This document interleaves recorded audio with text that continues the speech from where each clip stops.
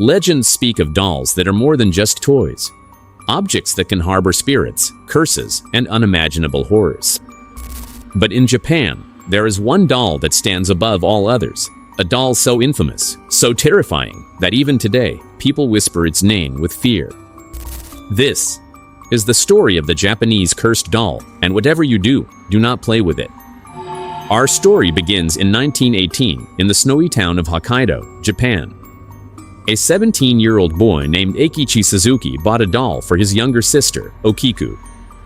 The doll stood about 16 inches tall, dressed in a traditional kimono, with black hair cut into a neat bob and porcelain white skin. To little Okiku, it was more than just a doll, it became her constant companion.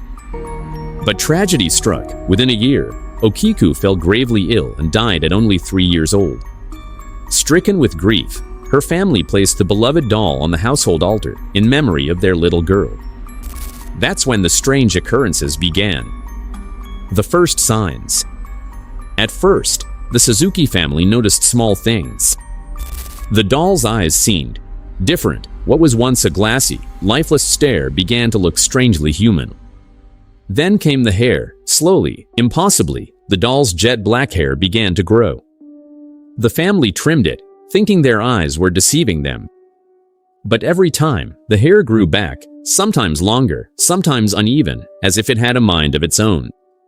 Soon, the family reported hearing faint laughter and soft footsteps echoing through their home late at night. They swore the doll's mouth seemed to open just slightly, as if trying to whisper something. Convinced that their daughter's spirit had somehow attached itself to the doll, they named it after her, Okiku. The temple. Years passed, but the doll's unnatural behavior only grew stronger.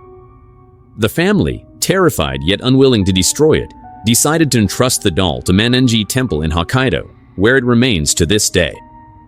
The monks at the temple became the doll's caretakers. They witnessed the same horrors, the ever-growing hair, the lifelike eyes that seemed to follow them. To this very day, temple priests trim Okiku's hair regularly, and tests have shown that the hair is not synthetic, but human. No one can explain how or why. The curse. Local legends warn that Okiku is cursed. Some believe her spirit is restless, trapped inside the doll. Others say the doll hungers for companionship, and if you stare too long into its eyes, you invite the spirit to follow you. Visitors have reported seeing the doll's mouth open slightly, as if forming words. Some claim its facial expression changes depending on who looks at it, and there are whispers that the doll moves when no one is watching. But one warning is always the same: never, under any circumstances, play with it. They say Okiku still waits at Manenji Temple, her hair slowly growing, her eyes silently watching every soul that dares enter. The monks care for her, but even they admit, sometimes they hear a child's voice echoing through the temple halls. So if you ever visit Hokkaido and find yourself near the temple, remember this story. Look, if you dare, but do not touch the doll, do not speak to it, and whatever you do, never, ever play with it. Because once Okiku chooses you, she never lets go. And what do you think? Should we burn the doll or stay to see what can do it more? Don't forget to like, share, and subscribe.